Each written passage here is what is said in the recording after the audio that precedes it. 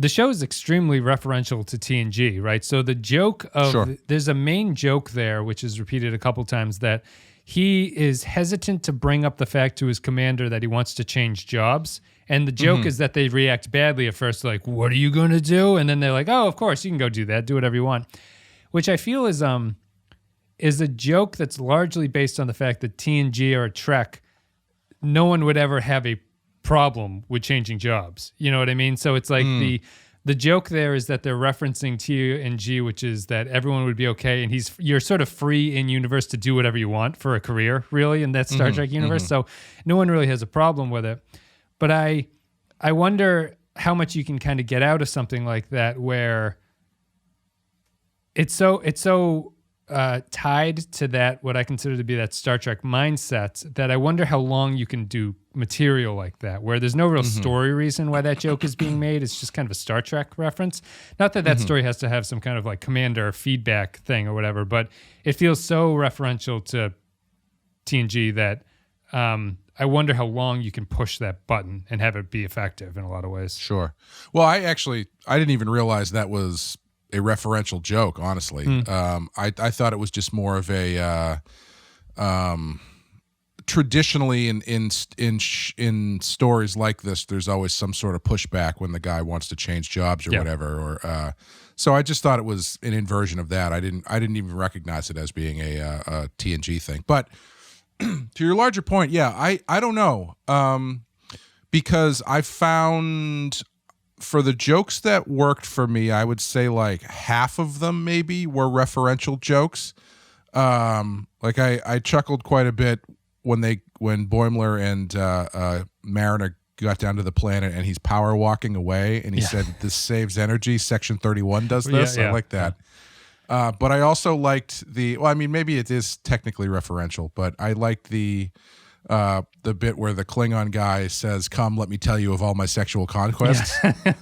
But I don't really know if so it's like they've kind of got stuff that are just Star Trek jokes generally and stuff that are more referential. And I think it's going to be striking a balance is going to be the interesting thing to see how they go from here. The sexual conquest one, I think there is a ground to mix them, where it's a reference, but it also works as a joke in and of itself. Like, I think the sexual conquest one works because imagine if that guy wasn't a Klingon and he's just kind of like an old drinking buddy of Mariner, you could see that line being the same. Like, let me tell you about these sexual conquests. And she goes, "Oh, too." It works just because it's a Klingon, and conquest always works as a word that Klingons would use. So it's fun in that regard. But I think there is a ground for that area. The references they do make a lot of references. Like I almost wonder if there's just like a jar of references and you can just see it being drained as the show goes through it.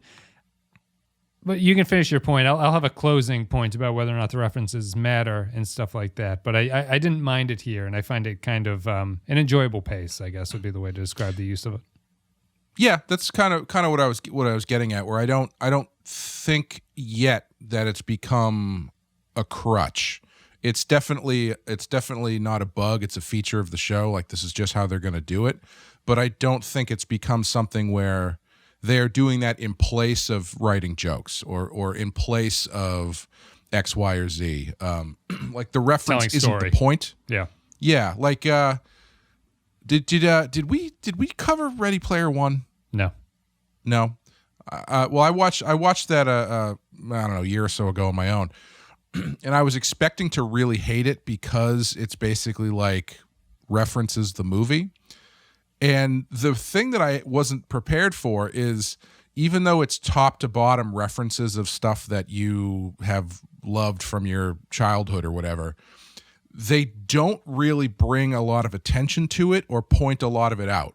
Yeah. So you never get, it's not like the DeLorean from Back to the Future shows up and then the guy's like, "Oh my God, it's the DeLorean from Back to the Future." You know what I mean? It's not the references; they're just part of the world. It's not the point of the scene. Well, to plug to plug our recent Patreon episode, we revisited Relics, the TNG episode, which I think does that because Scotty, as we talked about, mentions a lot of callbacks and a lot of references in it, but it works because he's a character who, he's not just bringing it up, he's trying to relive his past glory. So he's mentioning stuff that he's done, and the tie-in is that Star Trek fans would recognize most of it.